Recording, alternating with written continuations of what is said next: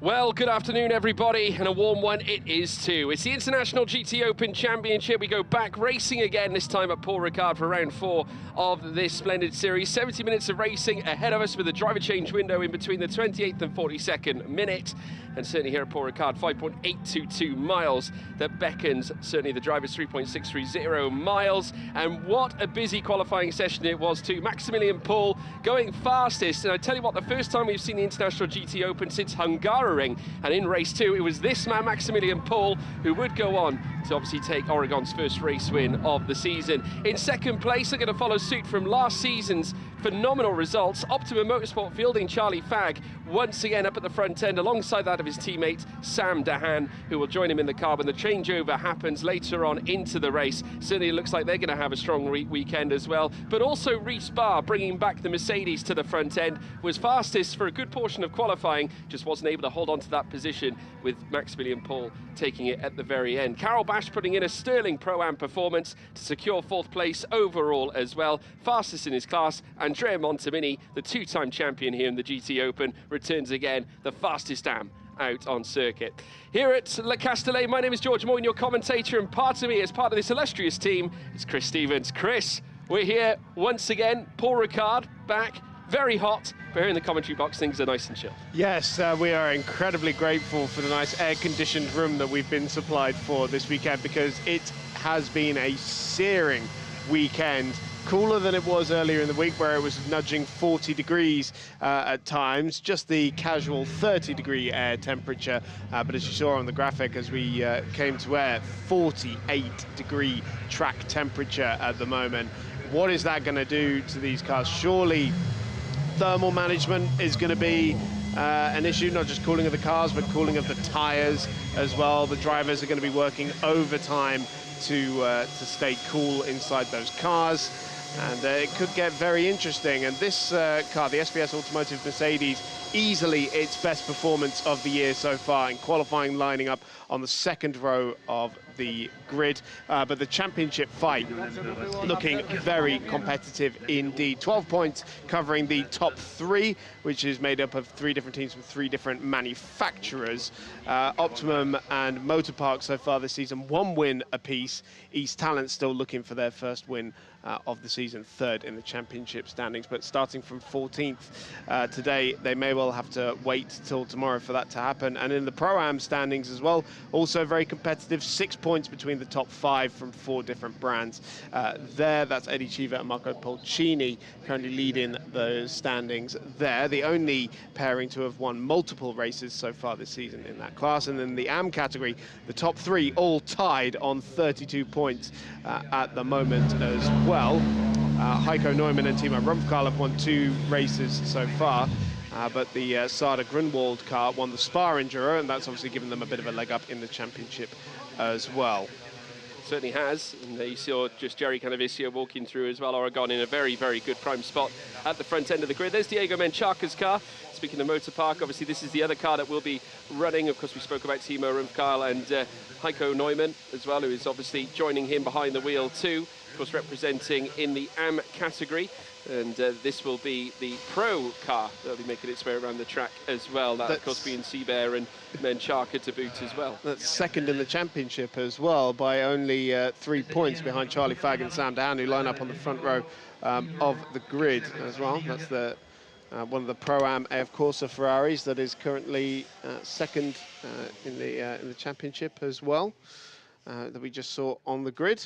So championship contenders lining up 2nd, 6th and 14th on the grid for this one.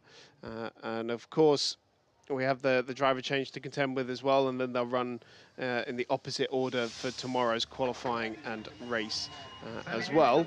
But man of the hour has to be Maximilian Paul on pole position, straight off the back of his sensational last corner pass in Budapest to take the win in race number 2, and now putting it on pole position in his first time ever racing at Le Castellet as well. Mightily impressive. Very impressive, and certainly a track where limits are a prevalent issue.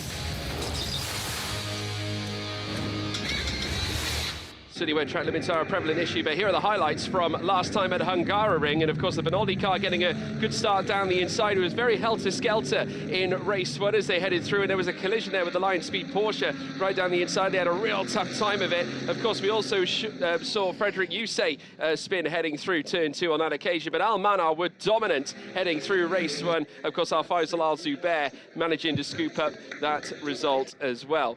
And heading down through in race 2 towards turn 1, Charlie Fagg and that of Sam Dahan were in the midst of a huge scrap as well. Once again, the Al Manar racing car went around the outside in a hope to hold on to that P2, did so successfully, but this was the big battle. Of course, Charlie Fagg and Sam Dahan coming a cropper with that of Nicola Marinangeli as the fight brewed up. All the cars ferried on through. Optimum Motorsport were very much a sitting duck at that point, but Maximilian Paul delivered the final long-lasting blow in the Oregon car that stretched around the outside, up towards the line on the final lap on the final corner to take victory in Oregon's first win this season. And this is what it's done to the championship, folks. Obviously now, coming into this weekend, it is Charlie Fagg and Sam Dahan, who currently sits on 66 points, but a mere 3 points is all that separates them from Diego Menchaca and Marcus Seibert, Christopher Haasser as well, in behind those as well, alongside his teammates. Of course, coming into this weekend, I alluded to the fact of the great form that Optimum have around this very track. Joe Osborne and Nick Moss did the double last season, and certainly they'll have a great chance to perhaps do that again. Nicolo Schiro lines up 7th place as well, the Italian looking to come back strong as well for Kessel Racing. Of course, many of the teams now adopting the 296 Ferrari, a few still with the 488, but they are starting to see a shuffle now as a few of them change cars. Yeah, I mean, it's just a supply issue because all the Ferrari 296s that currently exist have been sold.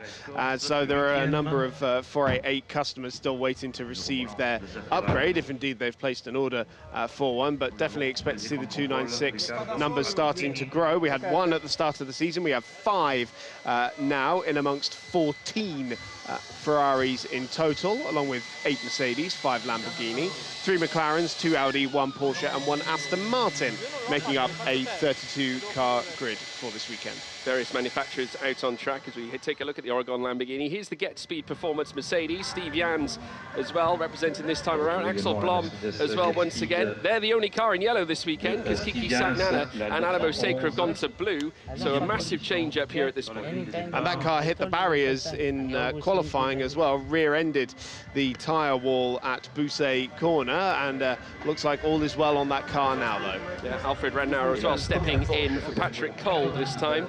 Obviously they're having a change up at the Porsche team, as we're now also looking across as well to see the new entry that's come in as well for Get Speed Performance. And this weekend it will be Aaron Walker who steps up here for the number 6, with Andres Latour-Canon who will be jumping in the car when the changeover happens as well. They're just looking to get as much air into that cockpit as best they can, hence why he's wibbling the door backwards and forwards just to try and encourage some air into the cockpit. It's a very hot day here at Le Castellet. Andrea Montemini, a legend of the paddock here in the International GTOpen, 2-time champion, tested for Benetton back in 1994 during Michael Schumacher's famous first season victory, of course, back when he was racing at Benetton and taking his first championship. Montemini part of that fraternity as well. Simon Riker stepping up for East Talent Audi, who came together with Optimum Motorsport not once but twice. Of course, we saw them at Spa duel together. We saw it again at Hungaroring. Unfortunately, it didn't happen for them at Hungaroring on that occasion, losing power due to a gearbox failure. Yeah, gearbox issue causing them to retire in the end. They couldn't shift down, which was the problem, so came into the box and actually couldn't select first gear to get away. And so that was a major blow to their championship. But if you look at the standings, all top 3 of the contenders took their worst points haul last time out. Well, race 1 about to get underway, and of course you know what that means, folks. It's ready to set these engines all the way down through towards turn 1. But first, let's take a look at the starting grid. P1, that goes to Maximilian Paul and Oregon Team Lamborghini. Alongside him, Charlie Fagg and the McLaren 720S GT3 from Optimum Motorsport. P3 goes to Ricard as part of the Silver Arrow Mercedes. Carol Bash in the Audi, representing Olymp Racing as well. Eddie Cheever as well, alongside Diego Menchaca for Motor Park as well. Nicolo Schiro lines up 7th. Riccardo Agostini in 8th place as well. 9th place, that goes to Dan Arrow with Steve Jans alongside him in 10th spot too. 11th place, well, that goes to Alfred Renner, who steps up alongside that of Aaron Walker on debut this season. As we also see further down, Andrea Montemini, the leading AM in his contingent with Simon Riker alongside him. Phil Barron lines up in 15th place as part of Barron Motorsport. Giuseppe Cipriani, also a former champion in this series, lines up there alongside him too. Emmanuel Maria Tabacci in 17th place. Alongside him is Pascal Bachmann as well. Andrew Gilbert starting P19 with Kiki Sagnana in 20th place as well. Dexter Muller lines up 21st with Alessandro Cosi in 22nd. Samporn Zhao Javanil lines up 23rd with Frank Deserto now riding solo here in this race. Stuart Proctor lines up in 25th with Jean-Claude Sada alongside him in 26th place. Then in behind those in 27th, Laurent de Meos lines up alongside Omar Jackson as part of the Racing One Ferrari team. 29th place, that goes to Stefan Aust, also for Racing One. Heiko Neumann as well alongside him for Motorpark. He'll be switching over for Timo Rumpfkeil during the midway point. And Frederick Yusey and Stanislav Jedlinski round off the back markers. But as you can see, certainly the heat elevating off the track. We're on the formation lap, and they're a very integral part of making sure the tyres are up to temperature. They will probably take it steady though, Chris. They don't want to degrade the tyres too much. Exactly. Thermal degradation could really be a thing here. Of course, the new rubber for this year from Michelin, new evolution of their Pilot Sport GT3 rubber, exclusive to this championship. The idea is that it should last a little bit longer and deg a little bit less, particularly in those thermal conditions. We have a visitor in the paddock, Mr. Nick de Vries, who's got a bit more free time on his hands now, but nice to see him soaking up some of this action. Yeah, he's been getting involved in the paddock as well. Great to see him out and about.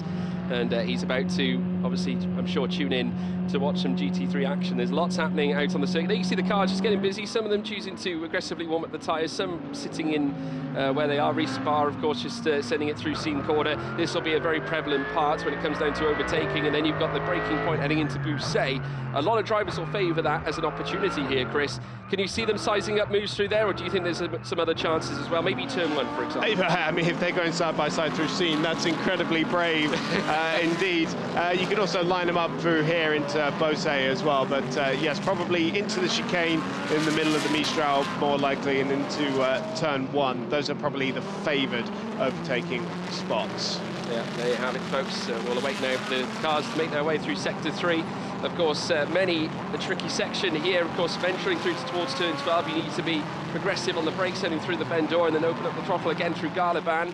And of course, you've got turn 14 at Virage de la Tour before venturing through the final corner at turn 15 at DuPont, which will then tee you up, heading down the long straight yet again, as we're about to see the drivers do now. There you just see, look how close they are up at the front end. Maximilian Paul and Charlie Fagg could barely separate them. A bird's feather couldn't separate those guys there as they make their way through towards the next left. There you can see in the background there, Carol Bash as well, lining up alongside that of Reece Barr. We're going to be in for a real treat now, folks, as we see the 30 or so cars now make their way through the final stages of this formation lap.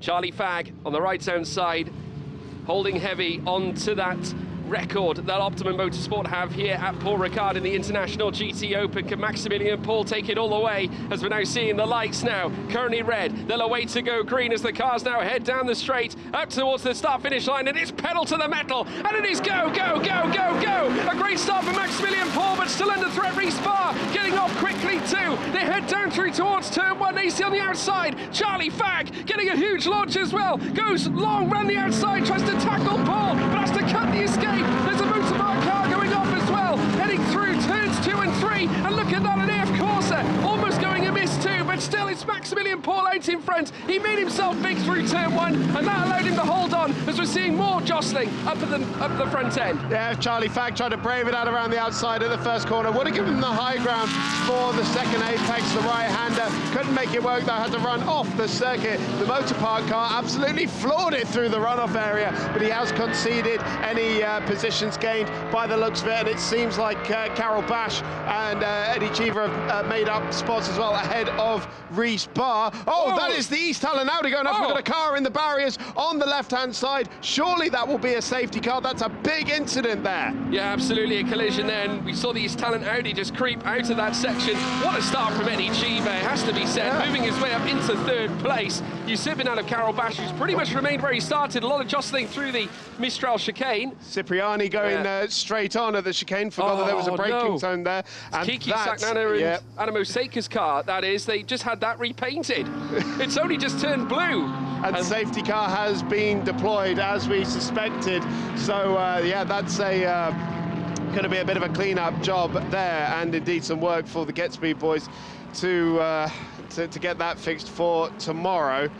Such a shame for them, because they were looking to be running strong, and of course competitive in the AM Championship as well. They were 4th in the standings, only 3 points behind, so that's a real blow to their championship hopes. But there is Kiki Saknana out of the car, and that's the most important thing. Yeah, absolutely, out of the car and all okay. Jumps into the Marshals cars, certainly the medical cars that are on standby. The Marshals, as always, doing a stellar job, as they do time and time again. But so unfortunate there for Kiki Saknana, who was hoping for a big weekend too. Nevertheless, Maximilian Paul holding on to that lead at the get-go. It got very squirrely up at the front end. We saw, I think it was Diego Menchaca who might have taken an aggressive line through turn 1, Chris? Yes, yeah, he definitely cut the first couple of corners. And now, so other cars involved here. We've got a puncture on the number 71, and that is Frank Deserto, who is looks to be a solo entry for this weekend, a wild card. But yeah, for Menchaca, it's actually ended up costing, because he's down in 8th place, so he's ended up losing out quite massively. Probably in having to back out of the throttle on the run down to the second chicane. And people taking advantage of that, probably. People like Eddie Cheever, who's had a cracking start up into 3rd place overall, and with the Pro-Am lead ahead of Karel Bash. This is Cipriani in the pits as well. That's puncture, is it? Could be. We saw him cutting the chicane on the Mistral, so presumably there was some sort of issue there, but it looked like there was a tyre change going on. This will be a change of right rear for Deserte in the AF Corsa Ferrari. The start as well, and Maximilian Paul did certainly very well to marshal off the attack from Charlie Fagg, who looked to have his number around the outside. He could have actually pulled the plug on Maximilian Paul's lead, but Paul just doing enough and holding onto that inside. You just see there as well, cutting off to the escape, and Charlie Fagg did leave in front, but keenly enough, he was off the track, would have had to forego the position anyway. Now, this was the incident. Oh! So it was contact with the East Talent Audi on the exit, just on the outside, leading on to the Mistral, and that's pitched the Get Speed Mercedes into the barriers, and luckily it looks like the East Talent Audi has largely gotten away with that. Yeah, and I'd imagine they count themselves lucky really at this point, because it could have easily ended up in the barrier themselves. So, but still remains in this race, and unfortunate for Kiki Saknana, as I said, they formerly were in the yellow colours that of course we see Steve Jans in at the moment. They both shared that same colour since the start of the season, but they've now changed to blue. Unfortunately, that colour will not be seeing the end of this race here at this point, and hopefully the damage isn't too severe, but it did look like a heavy hit, and naturally that will put them up against it. Remember, these drivers also looking to contest in qualifying 2 and race 2 tomorrow as well. The contact at turn 2 is under investigation here with race control. Of course, we're still in the safety car conditions, as we now see the cars try and retain some of the heat in the tyres, but they're not overly aggressively doing it, Chris. I think obviously content with the fact that there's enough heat, I suppose, in the air, not only that on track itself, I think at this point. Yeah, we're approaching 50 degrees track temperature going into this one. It is hot out there, and probably behind this safety car things will be running just a little bit hotter. Like, you know, the cars themselves will start to overheat a little bit because they're not running at full speed, and the driver's probably not getting as much air through the car as they would ideally want as well. And that's the line speed Porsche that seems to be rounding out the field there actually, so pretty awful start there for the Porsche. Yeah, Montemini has gained quite a few places. He's up to 10th place as well, and has broken ahead of Aaron Walker, and just in behind that of Steve Jans in accordance to our timing screen here, and looking pretty solid at this moment. Had a strong start. Of course, safety car still out on track. We're still waiting for the view from race control when we get back underway. The driver change starts in around 22 minutes, so still plenty of time to nestle in prior to that.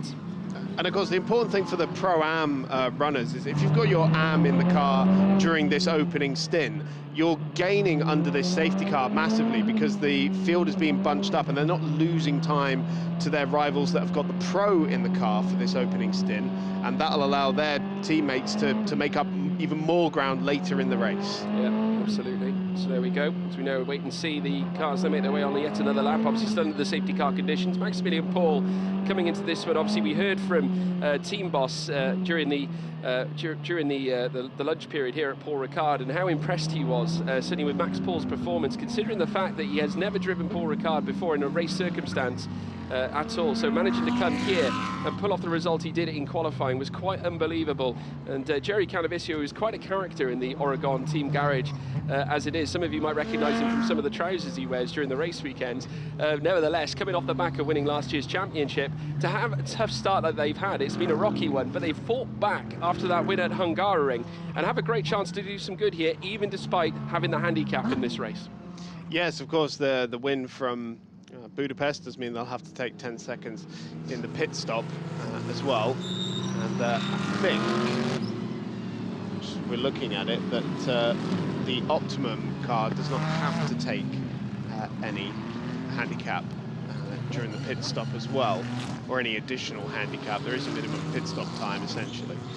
So that's going to play such a crucial role in this. And now look at this, the car's being directed off the circuit so that they can avoid the debris that's been put down, presumably on the track where the incident occurred.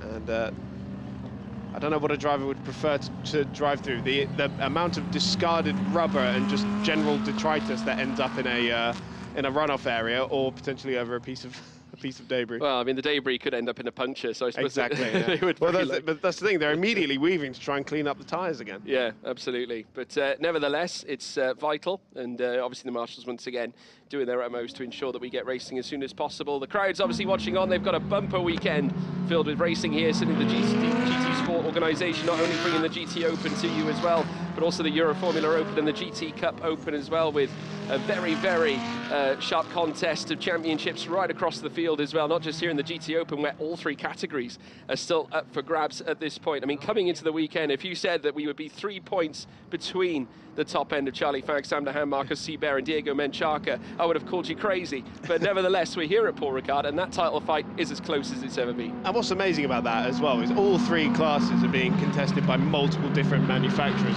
Every time I hear somebody claim that one car is more dominant than the other, I just show them that and laugh, because it's been super, super competitive. Car 84, Gilbert and Product, which is Proctor, sorry. Yes, the altitude racing McLaren must give the position back to Stuart Proctor. Oh, that's for 18th and 19th, and that's gonna sting because altitude racing is ahead of the Greystone car there, and Altitude have just swapped out Greystone running their team for Optimum, and now he's got to give a place back to the team that used to run his car. That might sting a little bit. Good luck to the engineer who has to pass that message across, I think, in some ways. But hey, you know, that's racing.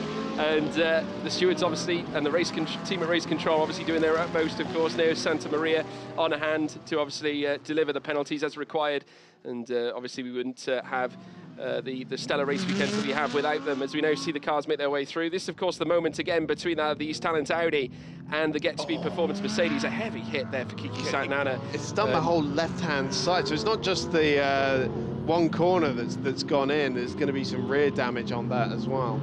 Yeah, well, hopefully they'll be able to recover what they can. Obviously, a big question mark as to tomorrow, but I'm sure that the team will work as best they can to try and give themselves a chance, but it's all if buts and maybes at the moment. Maximilian Paul leads the way. Charlie Fag still in second place, still retaining that P2, and in behind as well, Eddie Cheever off that grand start that he had, challenging Carol Bash at the start, managing to get the upper hand as well. Reece Barr losing out there and moving down to 5th place as a result of all that chaos. Dan Arrow not having a bad start either, 7th place, getting underway as well with Menchaca on his tail, because of course Diego Menchaca had a bit of a tricky start. We saw him cut away out of turn 2.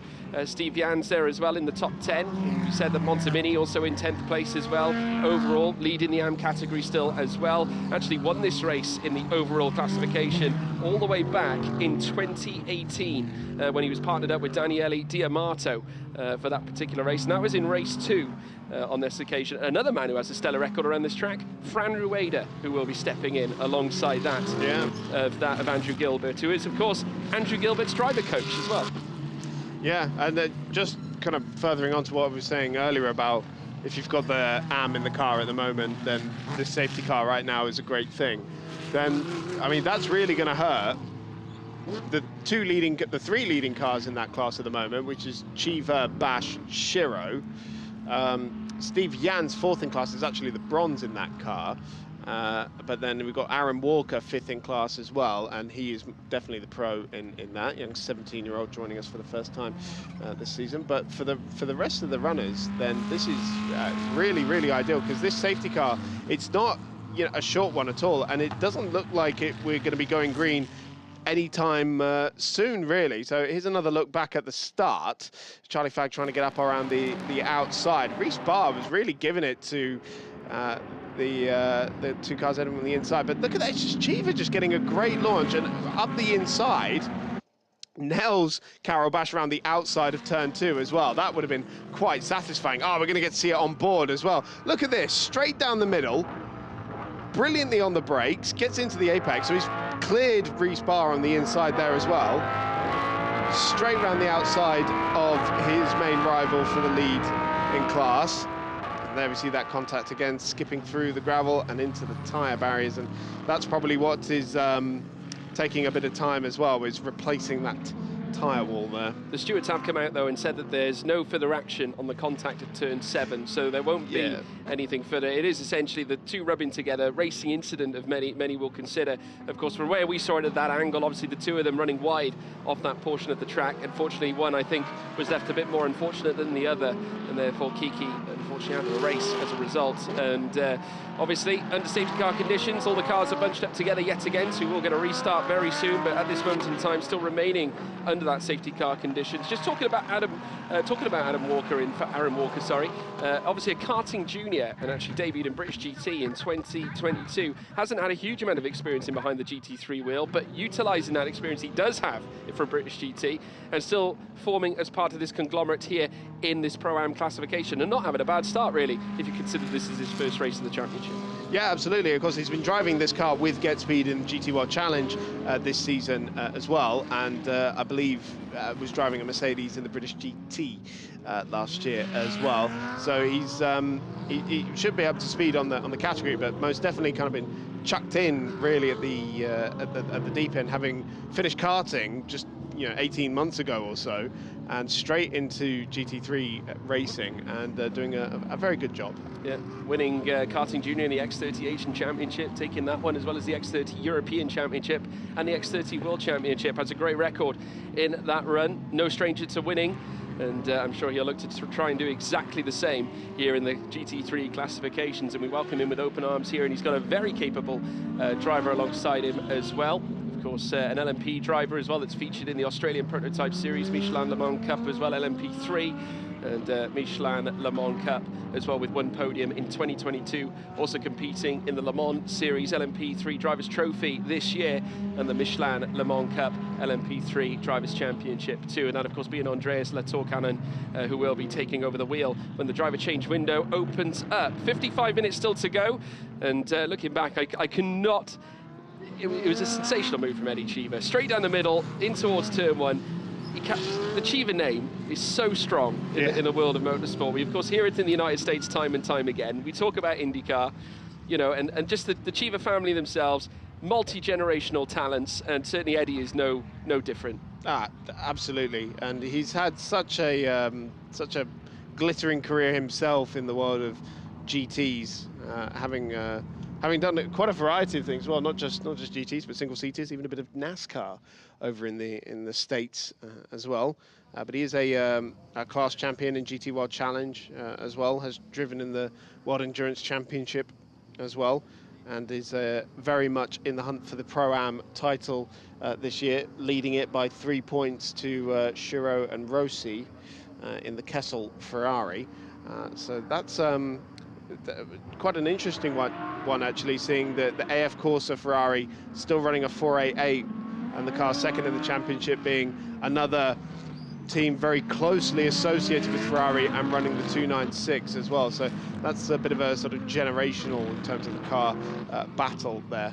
Yeah, absolutely. And delivering here in the GTOpen as well. So let's wait and see what Eddie Cheever can pull off. Obviously currently leading that Pro-Am contingent. It's got Carol Bash right behind him though, who's going to make his task very, very difficult. And I'd imagine that certainly Bash will be utilising most of the driver change window period to make his way out on track, because he'll very soon be handing over to Marcin Jedlinski later on. There's Ricard, who's now also harrowing his way through turn 5. He, of course, has Michael Pitamba stepping in for him through the driver change window. Had a very, very good qualifying session. And they had some challenges of their own, Chris, at Hungary.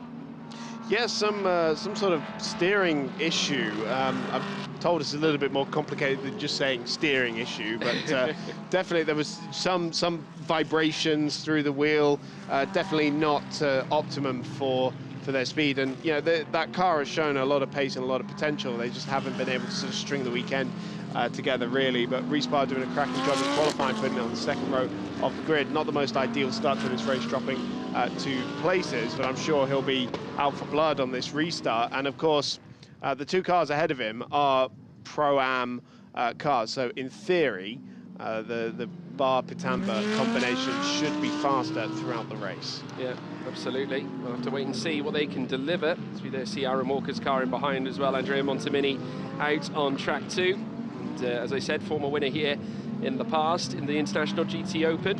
So he now makes his way through the final corner once again.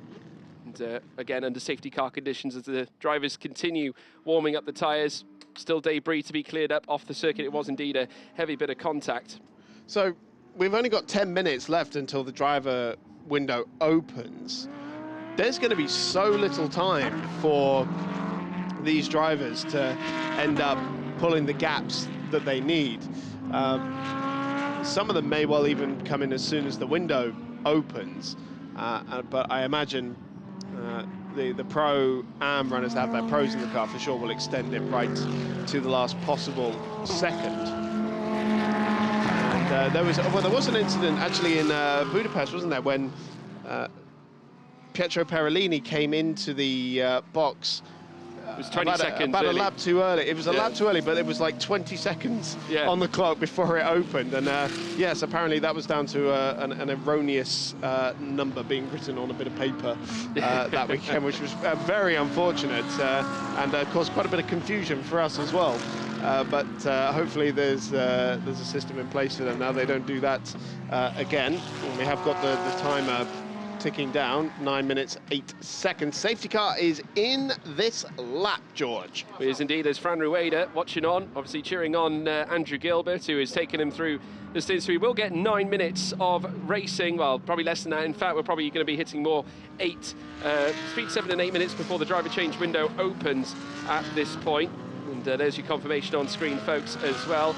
Again, we've got the partnership of Steve Jans there, as well as Axel Blom. He's currently sat there as well in 9th place. Diego Menchaca just ahead of him too. There's a great chance here for Charlie Fagg to try and get close to Maximilian Paul once again and perhaps get a better restart and challenge heading through towards turn 1. As you see our 2 front runners now make their way through the very fast seam corner. Of course, coming up shortly as well, they'll ride through Bousset and now make their way through the latter stages of this sector 3. Where do you see this going, Chris? Who's gonna land the first blow? Do you think Paul can outlast Charlie Fagg in the closing stages? I mean, that would be something special, wouldn't it? Charlie Fagg's so unbelievably, you know, not just talented, but also so experienced with this car at this point as well, and he has been one of the stars of the season, of course, as well. But Maximilian Paul is no slouch at all. He's going to start backing the pack up here, but I would fully anticipate Fagg to be challenging him into the first corner. Yeah, could well do. You can just see the cars there sorting themselves out, getting that last little bit of heat into the tyres. There you see Maximilian Paul just gently caressing the wheel as he goes from left to right.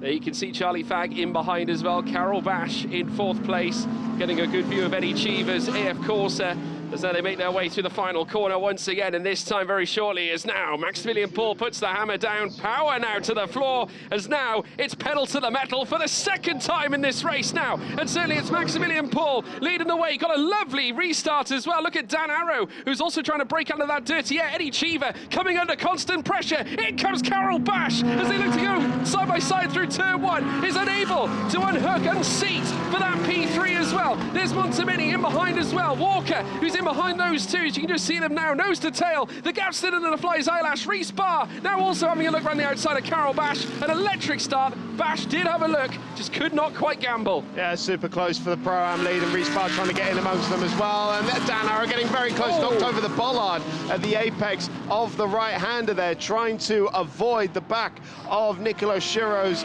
Kessel Ferrari there. A little bit ambitious from the young Dutchman, but Maximilian Paul, great restart, just absolutely left Charlie Fag for dust out of the final corner, and well out of attack range by the time they got into the first braking zone. And here comes Diego Menchaca trying to get back up the inside on Dan Arrow there, runs a little bit wide into the chicane actually. He's on the recovery, having lost a few positions on the original start. Yeah, he certainly was indeed. He had a look, in fact, on Dan Arrow coming out of turns 2 and 3. It looked like he was going to try and challenge, just wasn't quite able to marshal the deficit. Carol Bash having another nose as well. We've got some flashing lights. That's Aaron Walker in behind as well. You just see them all coming together, going over the bollards though. Cheever under pressure because Carol Bash is haunting that rear wing on that AF Corsa, keeping it tight now. Surely doesn't fancy a move on the outset of Bousset, not quite, but still threatening, looking in the mirrors, looking for every which way, every opportunity to try and land a blow here, and a squeal from the brakes as well as he looks to go in deep, heading down in towards the next left. He is hovering all over that rear wing, the spoiler on the back of the AF Corsa Ferrari. It's never seen so much Audi.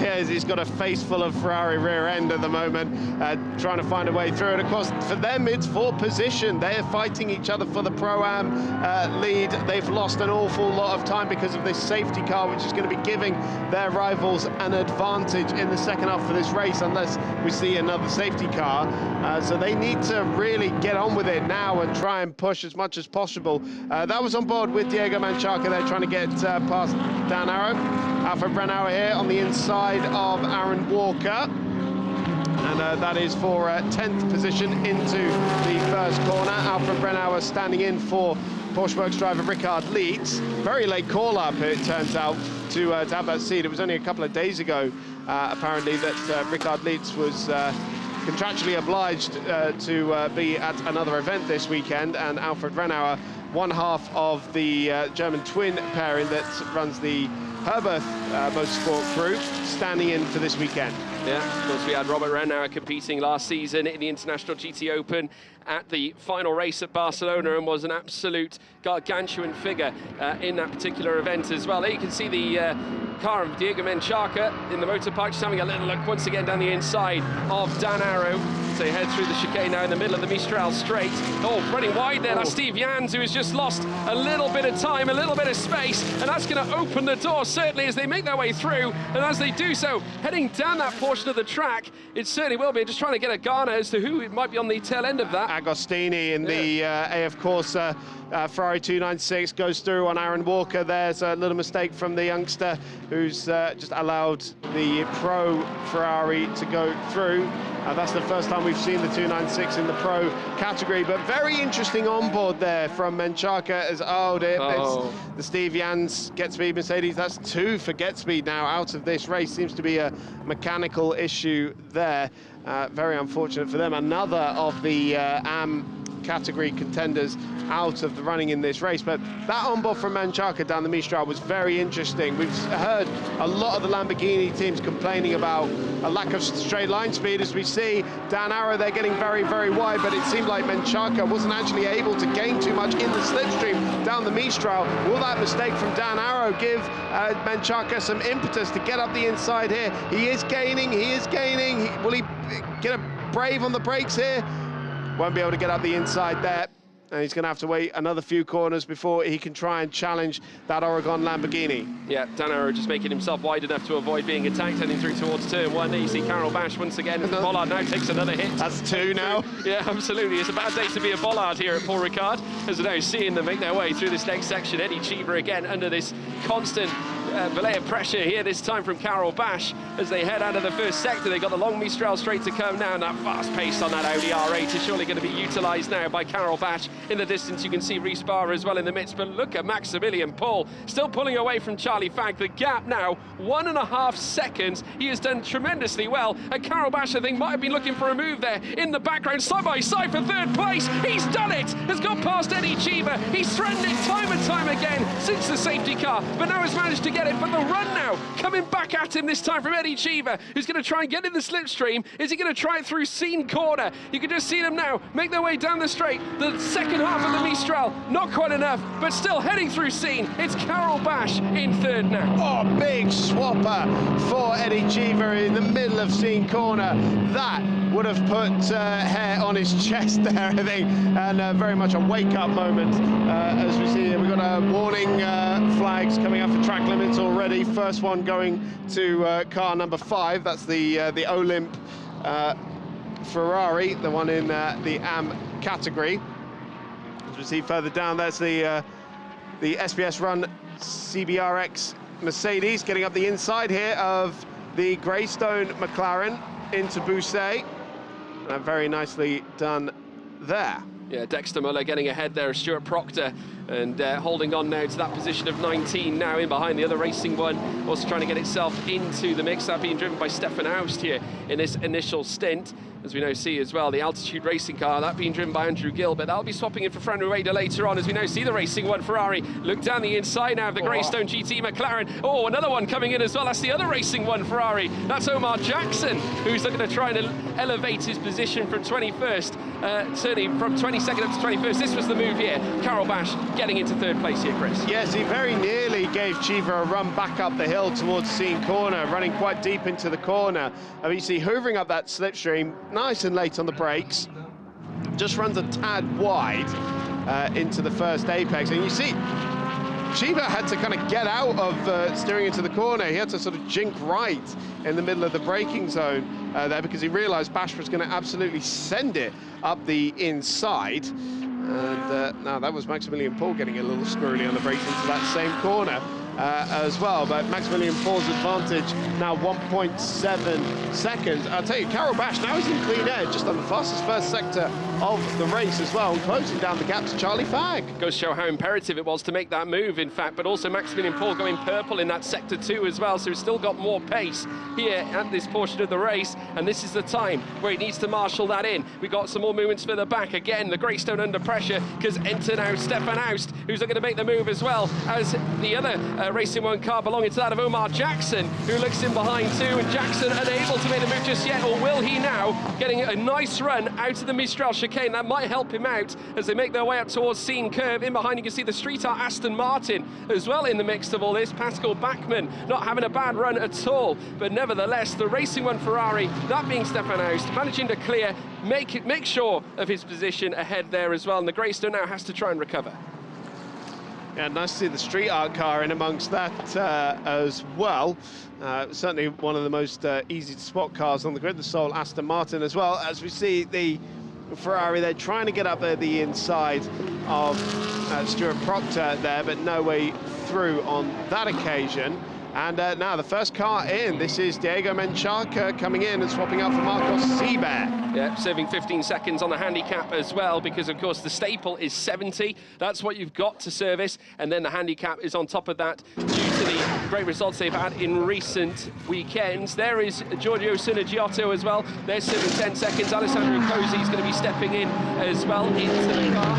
As we now see, it's a very, very busy pit lane now that the driver change window has indeed opened. Marcos Seibert steps in. Milos Pavlovic steps in for Bernaldi as well. We've got Dexter Muller who's going to hop out. Yannick Mettler's going to come straight back in as well. Axel Jeffries comes in to join the show, and we'll also have Fran Rueda coming in for Andrew Gilbert because he's in the pits as well. But Milos Pavlovic now in the car as it slams right back down onto the tarmac. They'll now await to get the engine revving again, and he's going to step in after serving a 10-second handicap for Sampon Joe Javanil. Interesting there, you can see two very different methods of refueling the cars mid-race there from Motor Park and from from Bernaldi. So Yannick Mettler getting in the CBRX car, as you mentioned, just had his first crash in 6 years at the Spa 24 Hours a few weeks ago. Quite a nasty one it was too. Not really his fault at all, to be honest. Was rather unsighted in that particular incident. But he said he's got that one out of the way and he'll be good for another 6 years now. Yeah, absolutely. Of course, he was representing FIBA Motorsport in that instance, getting it unfortunately a bit tied up at Malmedy. But great to see that Yannick is okay and joining us once again here at the GTOpen that he's been part of now for such a long time and is very successful as well. Of course, joining Dexter Muller last season and still staying with him as well this season as well. Such a great partnership as we're seeing the cars come together again. Of course, Ricard, you can imagine that he's going to do a lengthy stint here on this occasion. You can just see as well Dan Arrow, who's also out on track, chasing after Nicolo Shiro. Further up, there you can see Eddie Cheever just making his way through now. You're going to see a lot of traffic getting in between some of the leading runners as now the pit stops start to unfold, which can complicate matters. Certainly if you're Charlie Fagg, you've got a car in between you and Maximilian Paul. Not to mention further back Eddie Cheever as well. There's going to be a bit of a juggling act for some of these drivers to try and get past and also marshal new positions as Charlie Fagg goes fastest here on that last lap. Yeah, fastest lap of the race last time round, 2:03.846. The gap down to 1.5, and we'll see how this plays out over the next few laps, because that gap's been ebbing and flowing. It's 2.1 seconds back to Karel Bash in third place in his own Pro-Am battle with Eddie Cheever there. Giuseppe Cipriani into the pits now as well. For the second time today after that issue earlier on, but was able to catch up under the safety car. So that's actually worked out quite nicely for him. And there you see the traffic here for the race leader is going to start to play a part in this race, because, yeah, look at them. There's a flurry of them coming up ahead of the race leader. Oh, I'll tell you what, it's a pretty fast car in front of him as well, because that's the Castelfrau currently being driven by David Fuminelli as well, so I don't think he'll be catching that car in a hurry anytime soon. Well, I believe actually Fuminelli might have come out in behind that of Maximilian Paul, so he's actually leapfrogged himself ahead of that of the Oregon car, so credit to David Fuminelli. Agostini as well, 9th place, who's now on track at this moment in time. Obviously Marin Angeli will come in for him as well. We've also got Alfred Rennauer, who's down in 8th place as well. Dan Arrow, who's holding on to 7th. He'll be swapping out for Pietro Pirolini as well. Nicolo Shiro, as we're seeing more changes happen now. Cipriani, of course, we saw earlier on. Jedlinski now stepping in to the car too. Fran Rueda already boxing and making his way out onto the track with Conrad Grunwald in behind. Unfortunately for Cipriani now, he's dropping down through the field with that double stop, which has certainly hindered his race. So we see a battle now erupting here. Yeah, well, Ricard heading into the pits, so it's come on Ricard, let's go party. He's going to go and hand over the car to Mikel Pitamba now, and that looks to be the race leader into the pits, actually. Maximilian Paul now handing over to Pierre-Louis Chauvet. So this is the race leader into the pits. Pierre-Louis Chauvet getting into the car. Now handing over to the 21-year-old from Avignon in France. This is, well, it's his home race. There we see Pitamba getting in for Ricard in the SBS Automotive Mercedes as well. Change of tyres going on there as well. Didn't see if they were adding any fuel to that, but Charlie Fagg now leads this race, and we anticipate they're going to run this right down to the end. Another 8 minutes left on the driver change, and they'll leave it to the last possible second to bring that car in. Yeah, Eddie Cheever fastest in the first sector as well here on this lap, so he is going to push now really hard to try and marshal in some sort of a deficit just so he can just help his teammate as best he can. Obviously, Karel Bash will be swapping out for Marcin Jedlinski. Nicolo Shiro will be dropping in for Nicolo Rossi as well. Will be jumping in his car. You'll see the cars make their way out to the Mistral chicane. Once again, the Lion Speed Porsche now looking to make tracks here at this point, just flashing that of the Oregon car just ahead of him here. That, of course, being driven by Dan Arrow, Alfred Rennauer, really trying to grow their possibilities here in this race. There might be a few of them this time. They've had difficult race weekends so far in the GTOpen, as we now see. Of course, the car now venturing back out on track. That's Pierre-Louis Chauvet. They're back onto the circuit. Charlie Fagg still leading the way, and you can imagine that certainly Charlie Fagg is going to leave it as late as possible before Sam Dahan jumps into the car. Yeah, and I think they're both cars there got out ahead of Marcos Seeberg, crucially. And that car has already been in for its driver swap, so that will have been for position. Yeah, it looks like Dan Arrow might have gone a little deep there as well. As you now see the Lion Speed Porsche come into the pit, so Alfred Rennauer is now going to swap out And they're going to make their necessary change and swap in for Patrick Kolb, who is going to be venturing into the car, because there's no Ricard Lietz this weekend, because Alfred Rednauer is stepping in his stead due to his absence, and now it's all on to Patrick Kolb. They've got a little certainly a little handicap of their own to sort of marshal at this point. 10 seconds additional to the 70 that they've got to serve. And the first box as well, so there's already a little chicane there on the pit entry. It's like they have to take an extra chicane to swing it into the pit box there. Yeah, absolutely right indeed. We've got some side-by-side action as well, and this, of course, is the other Ferrari 296 that we're witnessing as well, not to mention that of Heiko Neumann, who's going to come in and allow Timo Rumpfkeil to take over. Phil Barron still out on track. He'll, of course, have to serve his pit stop as well. Stefan Haus needs to do the same. We're seeing some of them come in now. The Racing One Ferrari's coming in, just left down through the pit lane. There you can see the Street Art Aston. That, of course, being Pascal Bachmann. He's going to serve his change. As we now see Heiko Neumann come in, Timo Rumpfkeil will get ready to jump into the car himself, and it's going to be a very busy final stint for him. He's got 15 seconds to serve as well. Yeah, so quite a big hit there in terms of the handicap, and because they've been doing so well in the category, as I mentioned, the only contenders in that championship so far to have won multiple races. Now the fastest lap of the race, meanwhile, set by Charlie Fagg in the championship leading Optimum Motorsport McLaren. His advantage now 2.6 seconds over the two cars we were just looking at there, and that is the Pro-Am battle. Here is our previous race leader, Maximilian Paul, and he's come out behind the Lion Speed Porsche. So Patrick Kolb there ahead, and that is for position. You've got to give credit to Alfred Rednauer for that one, managing to push the car onwards and upwards and ahead now of Pierre-Louis Chauvet. But I'd imagine there's going to be a huge, intense fight now between Kolb and Chauvet now as they venture through this first sector. Of course, now it's all down to Chauvet to try and pick his game up, obviously, for Oregon team and try and give them the best finish they can. Obviously, that handicap proving to be a prevalent issue at this point now as they head down this next straight. Of course, heading through the long run, down through towards the Mistral chicane as well. Further back, you can see Marcos Seibert, who's got himself into the fight. Mikhail Pitamba further back as well. So it's all coming together as now we see more and more pit stops. In comes Nicola Marinangeli instead of Riccardo Agostini. And once again, Chauvet starting to lay down the hammer, trying to attack Patrick Kolb in the immediate. Yeah, so Nicola Marinangeli there taking over from Riccardo Agostini. He's the one who's already experienced the Ferrari 296 at GT World Challenge in Misano last week.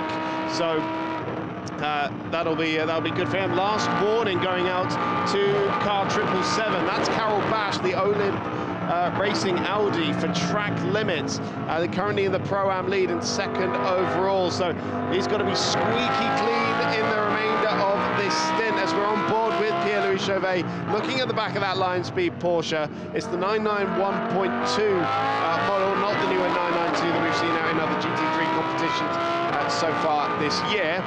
And this looks like it could well be for the net lead later in the race. It all depends on where Charlie Fagg, or where Sam DeHaan comes out, I should say, when Charlie Fagg hands over the car. Yeah, Nicola Marinangeli still in the pits as well. He'll fall behind these two as we now see them now make their way down through towards turn. Well, let's see how tight it is. I just saw a Ferrari just leave. In fact, that was them. That is them. And in fact, they'll come in very tight, just in behind the motor park car as well. So a great release there for Marinangeli, who's now got to try and sprint forwards now as we now see what looks to be Carol Bash under some severe pressure from Eddie Cheever. Yeah, this is for the Pro-Am lead and running very, very tight here in the final sector. And we are coming up just 3 minutes left on the clock. So I think this will be their last lap before they are on a big snap there for Carol Bash as he tried to get the Audi turned in to that penultimate corner. Cheever should have a good run here down the straight if he can just get a bit of slipstream here.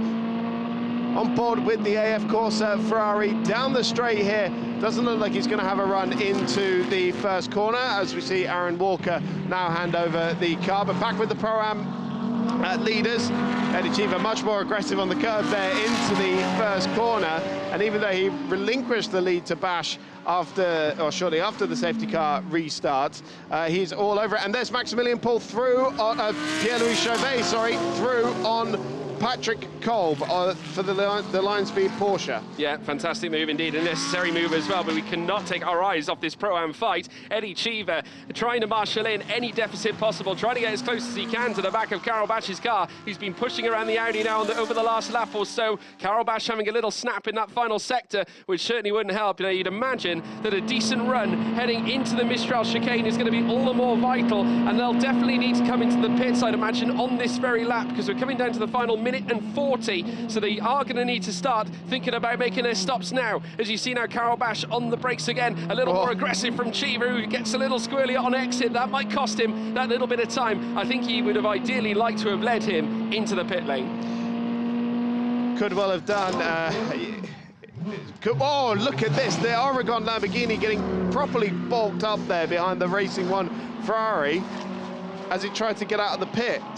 Yeah, Pietro Pirolini just exiting the pit lane there. Karel Bash doing a marvellous job keeping Eddie Cheever in behind. Of course, Bash having a little squirrely moment earlier on. You've got to wonder how the tyres are doing right now. They must be absolutely on their knees, certainly in terms of the heat, you know, the pressure, obviously, given the fact the amount of temperature that there is on this track, not to mention in the air as well. It's a huge undertaking for these drivers to manage it, and just as I said earlier on, they come into the pits now as the line speed car looks to try and challenge this time as well. It's Patrick Kolb on Pierre-Louis Chauvet, makes his way through, and through as well goes Marcos Seibert, heading through in the first sector. Seibert moves himself further up the order. Has he got a problem? What's happened to Chauvet? Chauvet's head, I think that's the 19 is. It's Pietro Pirolini. Oh, Pirolini. There. So, no, don't worry, George, I've done that plenty of times this season already. The two leading Pro-Am cars in, and as is Charlie Fagg as well, who was in the overall lead after Maximilian Paul handed over to Pierre-Louis Chauvet. So it's Kolb and Seibert who've gone through on Pirolini there. So Pirolini gained quite massively under the pit stop phase there. Question is, where is Sam de Haan going to emerge in amongst all this? Driver change is now finished, so if you're not in the pits, then you're going to be in trouble. And look at Marcos Seibert there, left the indicator on the blinker on the right-hand side. That's not going to be distracting at all, but they're coming through the final sector. Charlie Fagg still in the pit lane, hasn't come past our commentary box position just yet, which is quite far down the pit lane, actually. As you see, Seibert is also trying to find a way through on Patrick Kolb here as well. And of course, for Seibert, this is championship points he needs to take. Passing us now in the commentary box is the Optimum Motorsport McLaren, and could well come out well ahead. It will be well ahead of the Aragon Lamborghini, and Sam de Haan is going to have a very healthy lead ahead of the Kessel Racing Ferrari of Nicola Rossi. Yeah, Nicola Rossi also second out on track. Eddie Cheever as well in behind. We've got also some real scraps happening in towards turn one. Have a look at this though. Charlie Fagg, after subbing out, obviously, remember, the driver change would have happened, therefore Sam de Haan behind the wheel of the car, and incidentally, I mean, it's yet to register on the timing screen just yet. They would have had to make that necessary change. So now you see the cars come together once again further up. This, of course, being that Nicola Rossi and that of Eddie Cheever's car as well, coming together. Goodness me, contact heading through turn two in towards turn three. But nevertheless, it will be the AF Corsa Ferrari out ahead of its Ferrari compatriot in behind as well. Nevertheless, second place for Eddie Cheever, or certainly the teammate that has stepped in for him. Look at that, just a complete dive up the inside into the right-hander. Brilliant stuff, a little hip and shoulder there, a bit of rubbing, but that was very aggressive manoeuvre. And is the Kessel Ferrari coming back up the inside. This is brilliant. We've got Ferrari 488 versus Ferrari 296, AF Corsa versus Ferrari, Kessel Ferrari.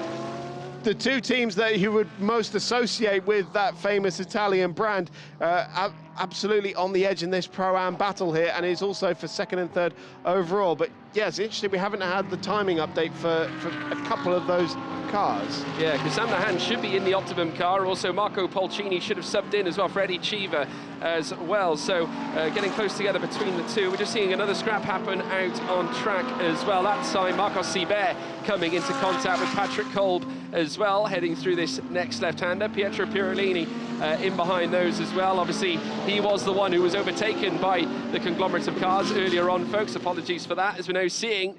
Oh, that's the Street Art Aston, unfortunately going for a little bit of a spin, and therefore we'll lose quite a bit of time as a result of that. But nevertheless, righting itself regardless, and will continue on its merry way. But have a look at this lead. Going wide, look at that. That was Patrick Cole getting very wide on the exit of the final corner there, coming under big pressure from Marcos Sibert still, as we see Pierre-Louis Chauvet starting to come through these Pro-Am runners, so he's dispatched of Nicolo Rossi ahead of him. And that's Martin Jedlinski now coming under pressure from the line speed Porsche as well. So presumably he was trying to round up this Audi at the last corner, ran a little bit wide.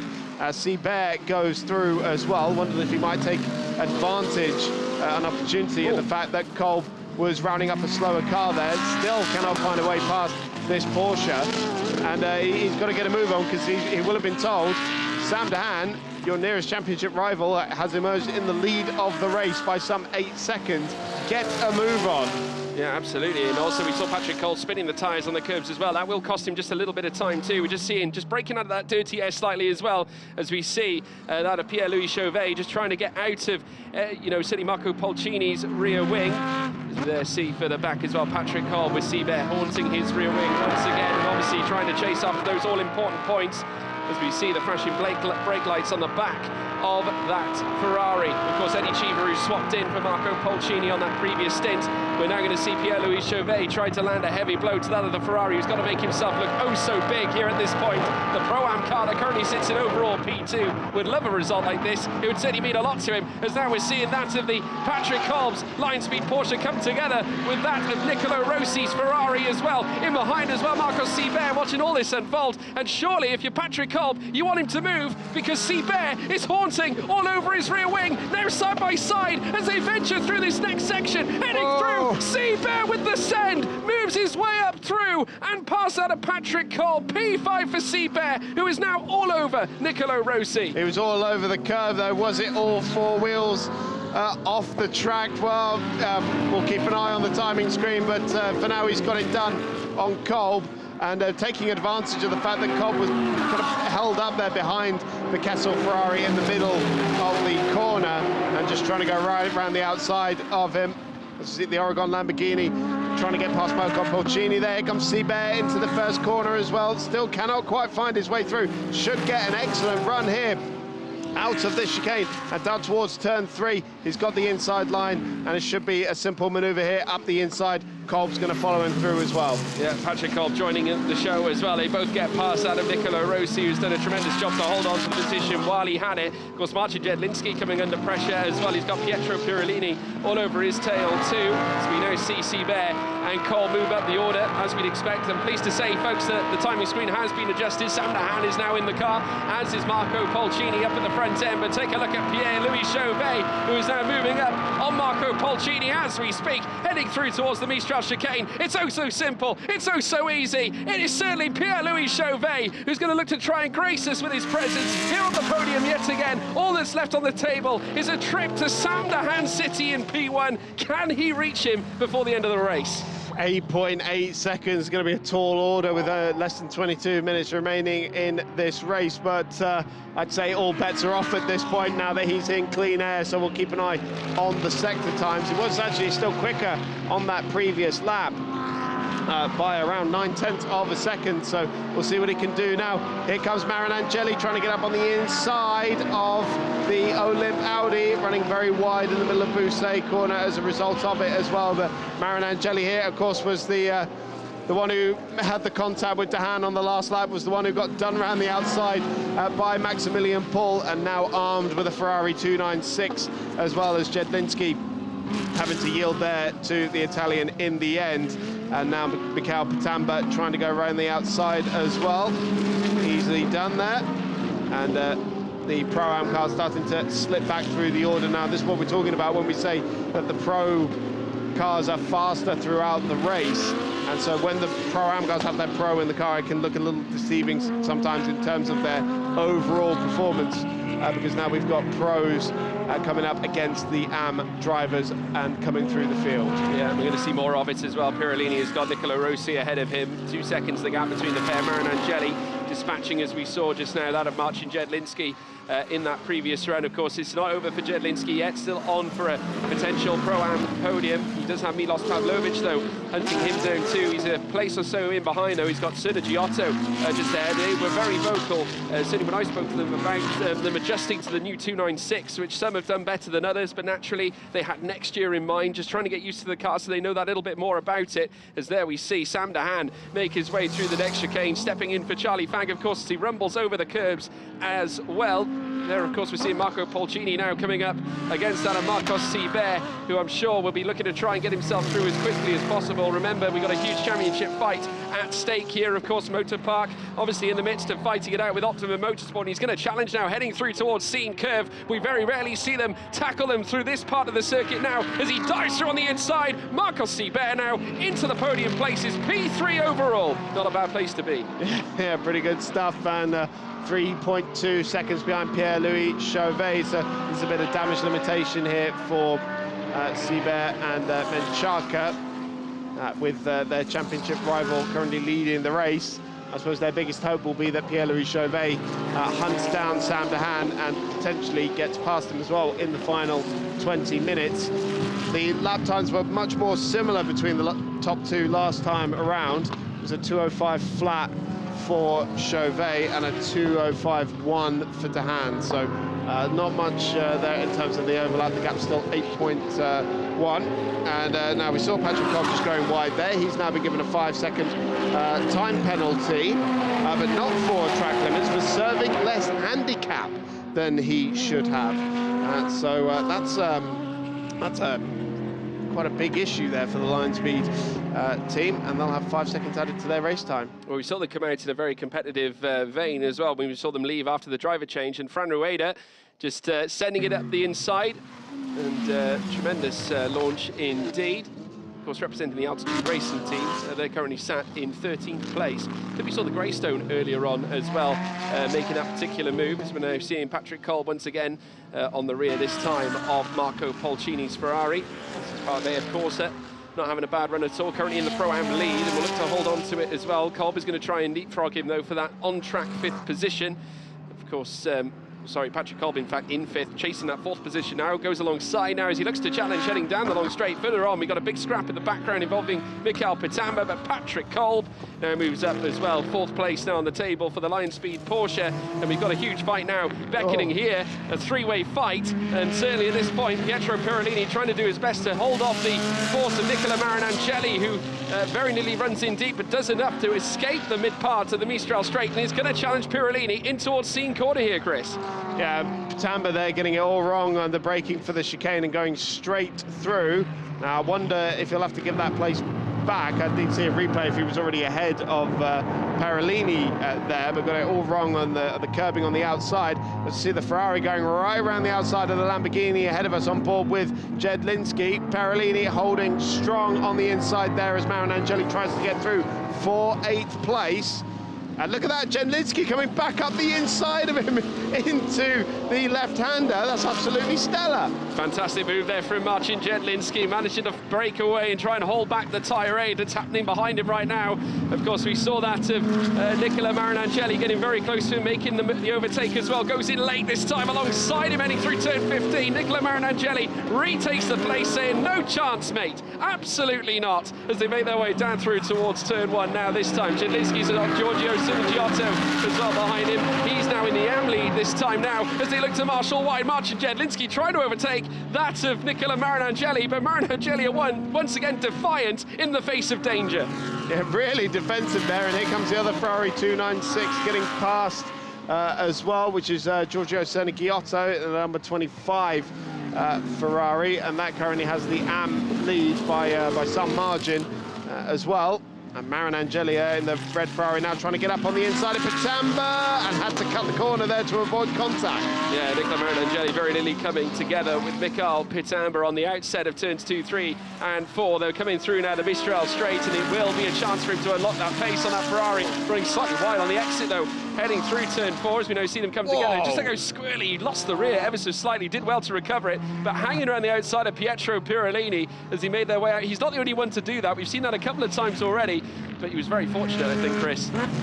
Maranangeli's been super aggressive with the moves at the moment, and just watching him drive the car, it's shaking about all over the place as well. Under braking, under acceleration as well, mid-corner. That car's alive right now. So it seems to be a bit of a handful because he's really got the tail out wagging in a lot of places. And now is this the move on Pitamba? No, this was Pitamba getting it all wrong a little bit earlier on, or maybe that was the move. It seemed like it almost looked like a carbon copy of what Pitamba did earlier when he went straight over the chicane. Yeah, just a bit of a moment there coming together. Giorgio Sinigiotto just in behind them as well. Now look at this deficit. Pierre-Louis Chauvet cutting the time down on lap 21, 1.4 seconds. Incredible. Gap down to 4.7 now, George. He was, again, 1.4 seconds faster on that previous lap again. Absolutely stellar stuff from Pierre-Louis Chauvet at the moment. As we see here, the Oregon Lamborghini getting in with it with Maranangeli. Again, little contact down the straight. And Parolini is not having any of Maranangeli's action at all, because he's trying to squeeze him up on the inside there. Maranangeli then makes the late move to take the racing line. Parolini's having none of it. Pushes him out wide. Yeah, certainly Maranangeli now cutting the course, so the stewards are going to take a dim view at that, I think, at this point. Obviously, I can imagine... He has to give that back. Yeah, I would imagine he would do, but still going full pelt, heading down in towards the next segment, or certainly the next chicane, and Pietro Pirolini has certainly got a lot on his hands here with Mikael Pitamba now coming up against him, as well as Giorgio Sinigiotto. And look at the Benaldi car as well, down the inside straight away. Milos Pavlovic making the major moves. This was the moment, though, heading out of turn 15. They made contact, Chris. So I think they've both had enough of each other at this point. I'm not taking any more of your nonsense. Parolini's already sort of slightly jinking right a little bit so that he's not squeezed up along the left-hand side on the inside. And then Maranangeli says, well, I'm not having any of your stuff either. I'm just going to cut the corner. But I think the stewards may well take a fairly dim view of that. But if Pitamba passes Parolini now, then Maranangeli's got a real headache on his hands, and I think he is now slowing down to yield that position, because suddenly Parolini's an awful lot closer. And, well, this is just a great train of cars here. We got, very wide for Parolini there, out of scene. Is that an opportunity for Pitamba or for Sinigiotto to take advantage of that as well? Yes, it is. The Amcar going through on the inside. That's fantastic. Into the Busset. And Pitamba trying to get straight back through on the inside as Maranangeli again looks to the outside of the Lamborghini, no way through. But we've got 6-7 cars here, all in a line, including the Altitude Racing McLaren, which has joined the party as well. Big fight happening here. Pavlovic having a look down the inside as well as they come together again. And look at this, side by side, the Lamborghini looks to try and make its way through. Does they do so? Going wide, does the Silver Arrows Mercedes there. Certainly that of Mikael Pitamba. He's under a little bit of stress here. The Lamborghini now forced to give way the position. He's going to try and get himself back into the slipstream as they head down in towards turn 1. Giorgio Sinigiotto also looking to make moves as well. There's the Bollard making its way to the track. Again, though, the Benaldi car looking to make those moves, and yellow flags being waved in the first sector. Yeah, so, and a warning flag being given to Maranangeli there for driving standards, and car 51 has to give back the position. He's been told, and he's done so. Yeah, there we have it. Pietro Pirolini now being given the place back. There you see Maranangeli now in behind that of the Oregon car, but he's not going to waste any time, though. He's going to try and take it back almost immediately. They head through now, this first sector, this race kicking off here with 11 minutes and 30 still to go, as we now see the cars cruise outwards now. There you can see Maranangeli locked in behind. He's got a train of cars in behind, including that of the AM leader, Sinigiotto, who is trying to make his way through. Mikael Pitamba also looking to try and make waves as they head down in towards the Mistral chicane. There you see the AF Corsa Ferrari in the midst of all this, unable to make the move at all here on Maranangeli. Unable to make the move at all here on Maranangeli. Maranangeli now pushing out Pietro Pirolini as they head out to the second half of that Mistral straight. And there you see the Olymp Racing Treble 7 Audi that's watching all this unfold right ahead of him here. This is absolute chaos here at this point as they head through the scene corner. Again, Maranangeli has a look, and have a look at this as well. Again, going through this time, it is Fran Rueda who goes past Milos Pavlovic. A very well opportunistic move. Goodness me, contact, and it looks like there might be an issue with the Oregon car, Chris. Yeah, was that because of the contact of Fran Ricard going wide now as well, having just done that move on Pavlovic? Marinangeli finally through into that 7th place spot, but again, will he be told to give that place back? We'll need to see a replay of what fully happened there, but Marinangeli is, well, he's given us some real drama here in this race, but I'm sure he's not making too many friends out there on track. Well, it came together and they did make contact. We heard a little bang, certainly heading through turn 10 at seam. Now, as to whether there's an issue with the tyre, it looked like there was a little moment there for Pirellini, but I think he's okay. He's looking okay right now. Pierre-Louis Chauvet on the last lap, gaining yet another 0.7 of a second at least on Sam de Haan for that lead battle. There you see as well the Benaldi Lamborghini once again looking to make moves as it now looks to launch a charge. Fran Ricard having to go in deep out of turn 1 and turn 2, and unfortunately might have to give that place back as well on the outset of the first sector. I think the stewards will take a look at that. In comes Pitamba. They're trying to look up the inside there. Fran Ricard might just get away with that because it was the Classic didn't gain a place, but he failed to lose one by going over the chicane there, and he's now trying to get up the inside of the Am Ferrari as well. Again, having to cut the curb there to avoid contact. So this is what happened again. He's just gone into the back of him and sort of pushed him wide, actually. Yeah. Oh, wow. That might not go down so well. Well, the team managers are now being asked to report to race control. That is for car 51. That is Nicola Marinangeli. So obviously they're going to be discussing, I'd imagine, everything that's afoot right now. And of course, he's the driver who got into the side of Sam de Haan on the last lap and caused him to lose 4 positions in about half a lap as well. So yeah, he's not making too many friends out there, and someone might have to have a word with him before he gains a little bit of a reputation. But Michael Pitamba here in the SBS Mercedes still trying to find a way through on Pirellini, and going very wide as Fran Ricard has gone through on Serna Giotto as well into the top 10, and wide goes Pirellini here. It's an opportunity for Pitamba to get up the inside into the second half of the Bousset into 8th place, and he consolidates that position, and Fran Ricard taking full opportunity on that as well, up the inside and goes through as well.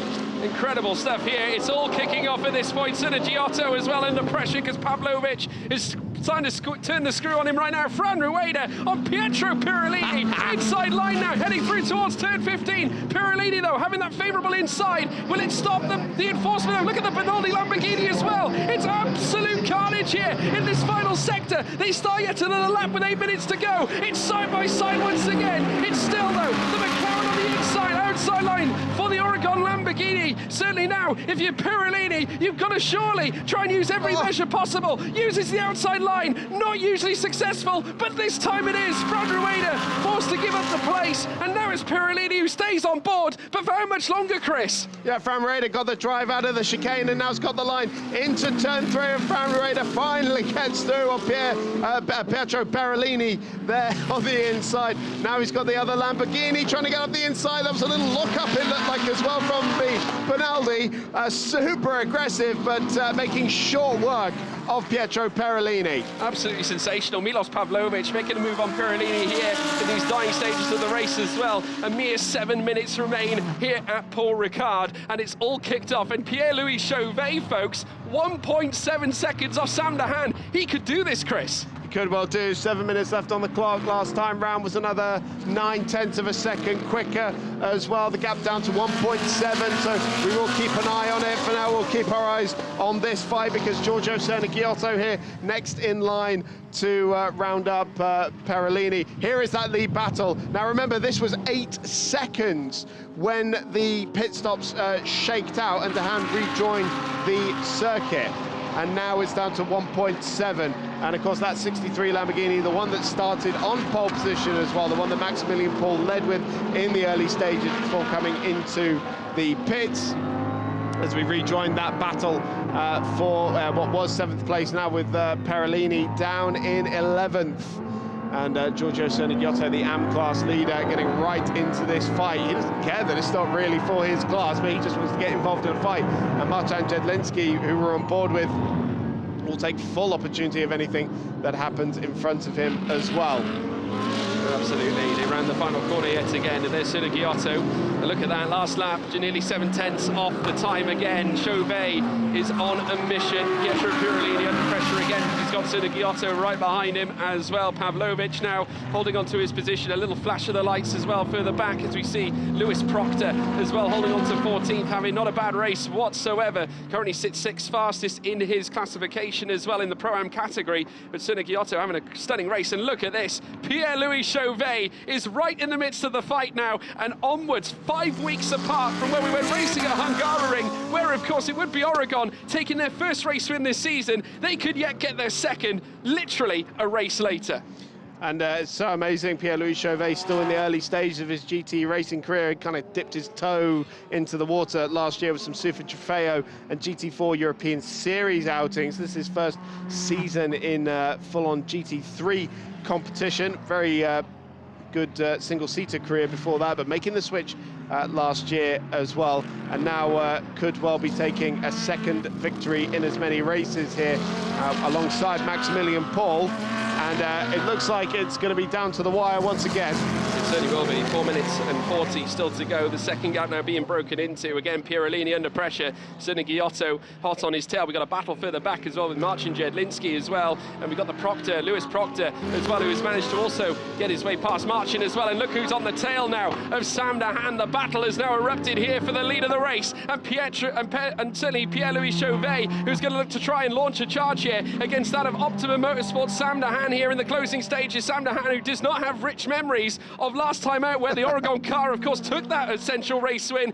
It looked like he was on for the win on that occasion. Could Chauvet be about to steal it away from him again here, Chris? Two of the same contenders from last time out. Luckily, no Maranangeli in the middle of them this time, so Sam hasn't got to worry about that too much, because Maranangeli's been upsetting a few other drivers, let's say, probably with some of his racing. But Sam Dahan here under major pressure. The gap for the first time in this race under 1 second, and it's within 4/10 now as they head onto the Mistral. Once again, 3.5 minutes left on the clock. We're on board with Pierre-Louis Chauvet there. Probably gone over a curb a little bit too aggressively. That camera looks a bit wonky to me, but he's hoovering up the slipstream of that McLaren, not close enough to challenge on the brakes into the Mistral chicane on this occasion. But Dahan has got Lamborghini all in his mirrors. He certainly does on the outset of the Mistral chicane. It proves to be all the more vital if you want to try and land yourself a major result here at Paul Ricard. A flash of the twinkle, well, certainly a flash of lights, a twinkle from Pierre-Louis Chauvet. The gap now being reduced to within 4/10 of a second. And look at this as they speed through now, cruise through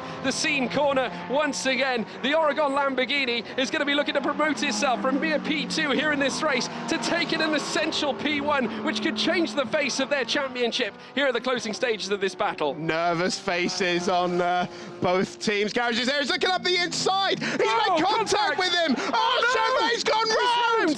Unbelievable. Sam Dahan's made it through, but unbelievable drama once again in the closing stages of a GTOpen race. Sam Dahan has gone clear. His championship rival, Marcos Sieber, is through into second place, but for Pierre-Louis Chauvet, the dream is over. A dramatic moment certainly towards the end, and there you can see the views there from Charlie Fagg. We saw Rob McCornage as well, the team boss there as well at Optimum Motorsport. No emotion at all just yet. They don't know what the consequences will be from that, but certainly Sam Dahan still out in front. Marcos Sieber, folks, we can tell you, now is officially second here in this classification. Pierre-Louis Chauvet down to third as well. And now I can imagine the stewards, what are they going to say? What's the mission? I'm not sure if there was even anything in that. It was just a close tie-up between two races, do you think? I need to see a replay of it, but man, GTOpen just keeps delivering, doesn't it, in these closing stages. What a season we're having this year, and it's a great grid, great racing, and a great dramatic championship fight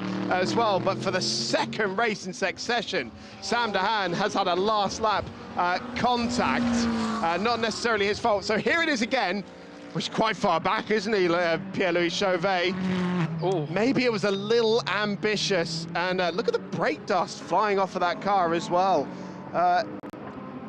I don't want to put words in anyone's mouth, but I thought I saw that brake dust coming off that car for a few laps. I almost wonder if he's just got in too hard. Oh, he's got in too hot. Yeah, I think a bit late on those brakes. I think maybe a bit overzealous. He had another lap or two to do it as well.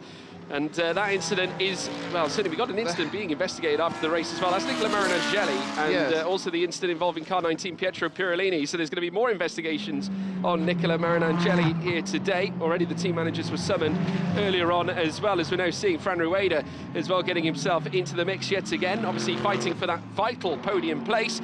There's a car running off white now. Goodness me, that's Pierre-Louis Chauvet. That's suspension damage, I would suspect, or a puncture perhaps. I mean, major problems. Yeah, look at that. The right rear seems all askew there. So wow, big consequences I would imagine as a result of that contact. It's a fairly big whack.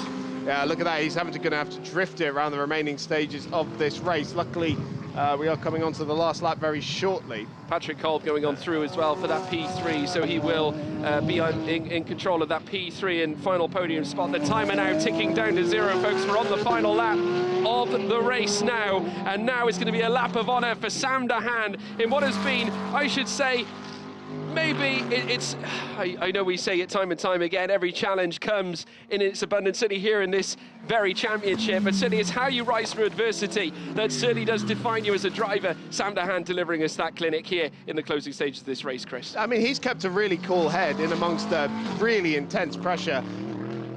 Maybe that's just a bit of hot-headedness from Pierre-Louis Chauvet, a little bit too much adrenaline. Of course, still a young guy, only 21 years old, and very early in the stages of his GT racing career. As we mentioned earlier, Sam de Haan a bit more experienced, and I certainly wouldn't put any blame on de Haan for that incident there. And look at that, Marcos Seeben only 2.2 seconds behind now. It's so near yet so far.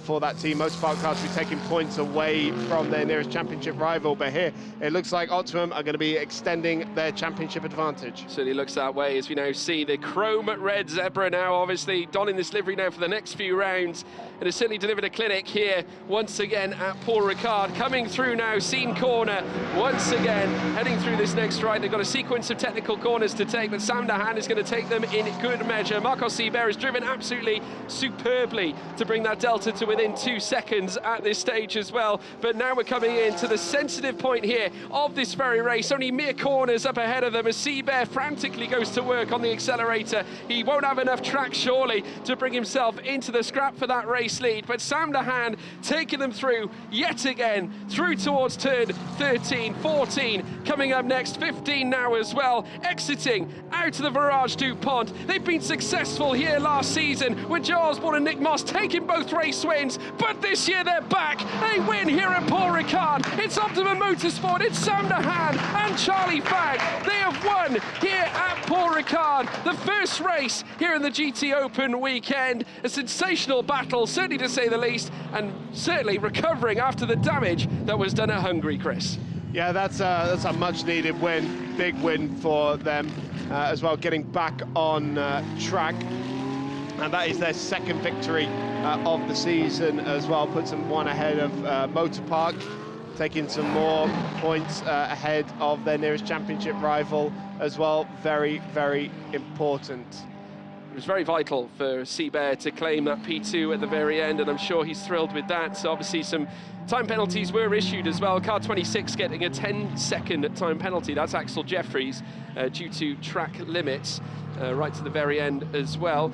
Fastest lap, of course, going from lap 14, belonging to number 17, Marcos Seber taking that as well, so credit to him as well on that achievement. But breaking within 2 seconds, he did an absolutely extraordinary job to pull that gap back in. Patrick Kolb, Lion Speed Porsche, a podium to boot after the hardships what they've had to deal with as well since the start of the season. They'll be absolutely thrilled with that, Chris. That's been a long time coming. That's been such a fast combination, particularly with Ricard Leitz at the wheel. They've just been so unlucky this season, but it's finally come together for them, and they've managed to get on the podium as well. And the Pro-Am win going to the championship leading pairing of Marco Polcini and Eddie Cheever in the number 27 AF Corsa Ferrari, and AF Corsa also taking the AM category as well, with the number 25 Alessandro Cosi and Giorgio Cernigiotto. And that's the first class win for a Ferrari 296 potentially. I believe so. I think you could be absolutely spot on. In this championship? Yeah, sensational result, certainly for them, and to bring home a result such as that will certainly be no mean feat. But yet again, coming out of the final corner, what a race this has been, folks. I mean, you've had plenty of action. You certainly have had your money's worth. But Sam de Haan and Charlie Fag, I'm sure they'll be absolutely thrilled with that performance. As they said last season, they won race 1 and race 2. Historically, they've been superb here at Paul Ricard, and they've done it again this time here in the GTOpen season 2023.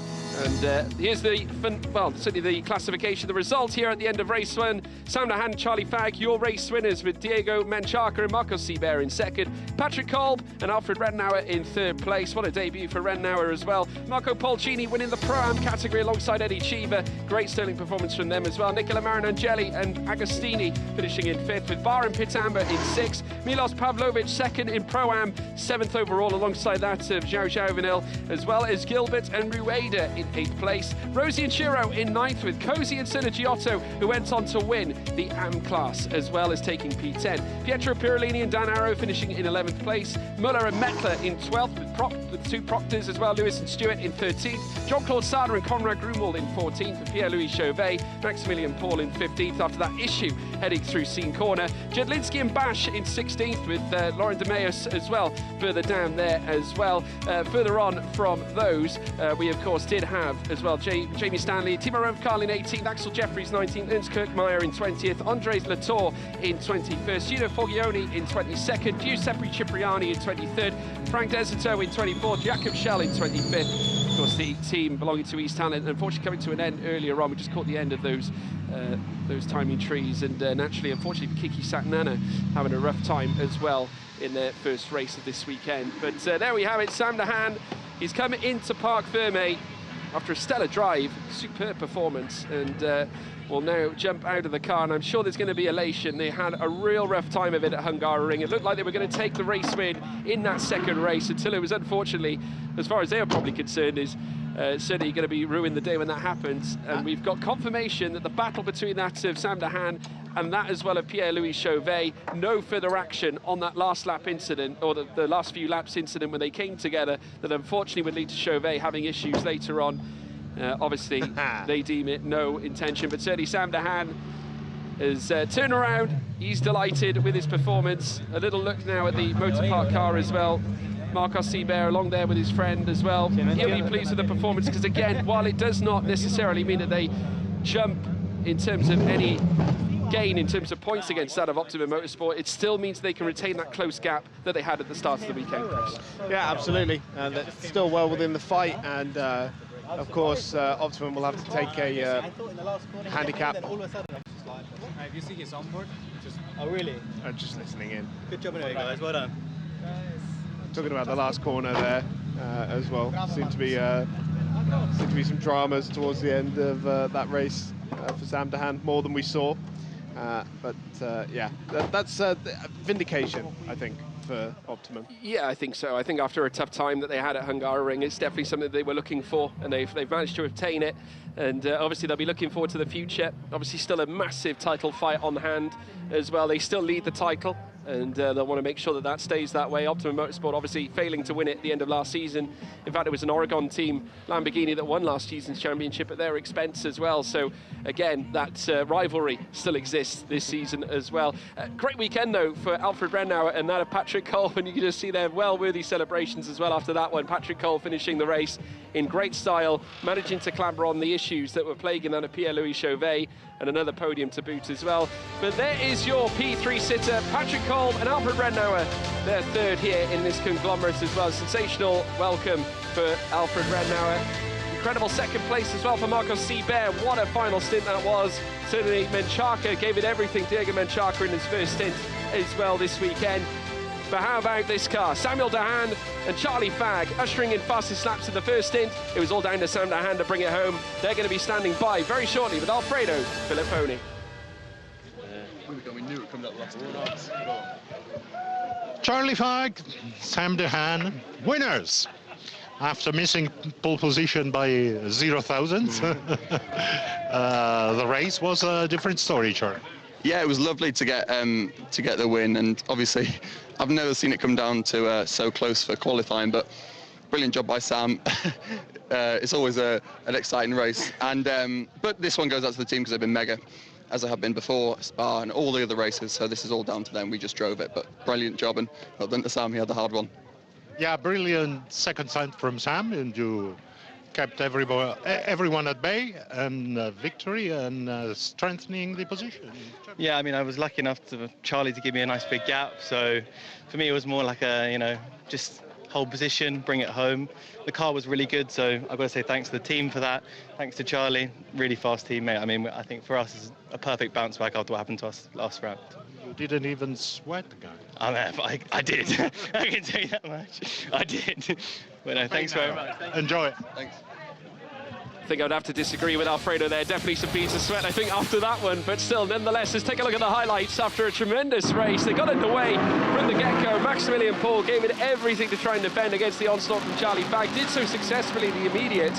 Of course, it wasn't just them they had to worry about. Of course, further back, Diego Menchaca, unfortunately not getting the best of runs. But Carol Bash met with Eddie Cheever as well in the initial, who had a monstrous stint. Unfortunately for Seabear and Menchaca, they went out wide afterwards. Kiki Santana had an unfortunate end as well in the opening stages, coming into contact with a tyre barrier that lurched forward the safety car. But then under green flag conditions, it was all down to the Oregon team car to boot to lead them away. Further back then, Cheever would then challenge that of Carol Bash. Bash wasn't wasting any time, looked to try and get the place back, and certainly did so, heading out of the chicane at the middle of the Mistral straight. And then when the driver change window came into effect, it was the turn of the other drivers to try and set a precedent. So of course, in place of Maximilian Paul, Pierre-Louis Chauvet would take the helm of the car for the second stint.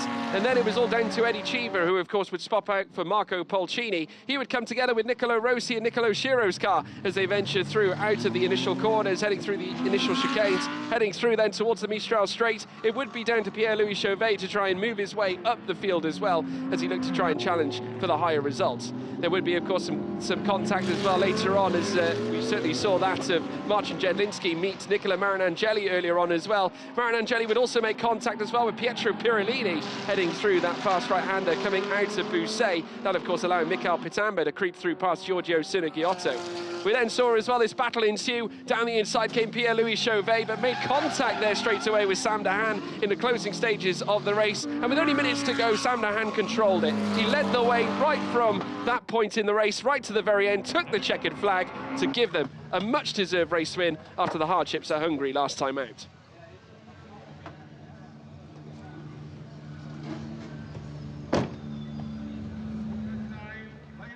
So there we have it, folks, and the podium celebrations are about to begin.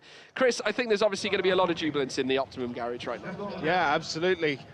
It's great for the championship, and it's looking more and more like it's going to be between them and Motorpark for the championship now, because East Talon, unfortunately, had another shocker today, retired from the race, I think potentially as a result of that contact with the Get Speed earlier in the race, and that's the second consecutive DNF for them, and that championship could well be slipping away for them. But we are now only just at the halfway mark in the championship, so still a long way to go.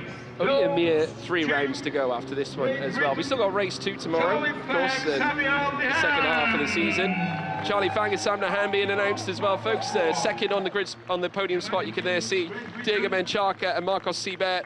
Third as well, going to that of Patrick Kolb as well as Alfred Rednauer. A welcome return for Lion Speed after the hardships previously, as we know. Get ready. And just before, ladies and gentlemen, the anthem from Great Britain. We'll have the British National Anthem, folks.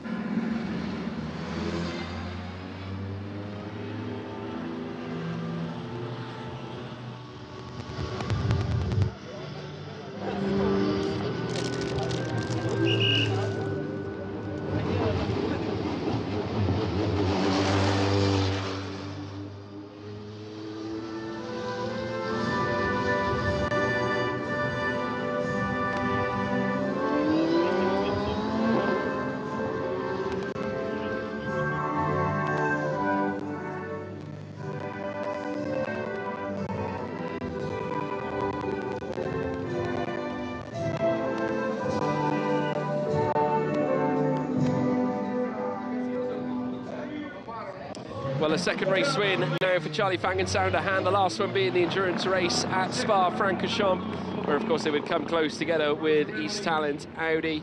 No such concerns this time though, coming close with an Argon car on this occasion.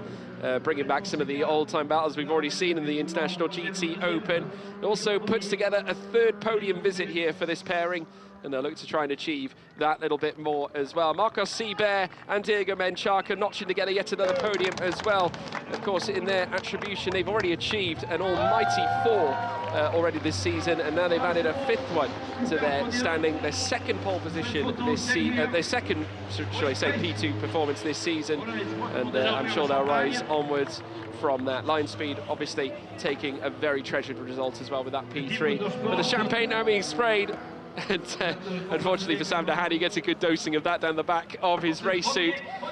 Stats don't always mean everything, Chris, but I think when you've got this battle happening between that and Motor Park and Optimum, I think they're going to be fighting for as many podiums as they can get. Absolutely. Consistency is everything in these championships.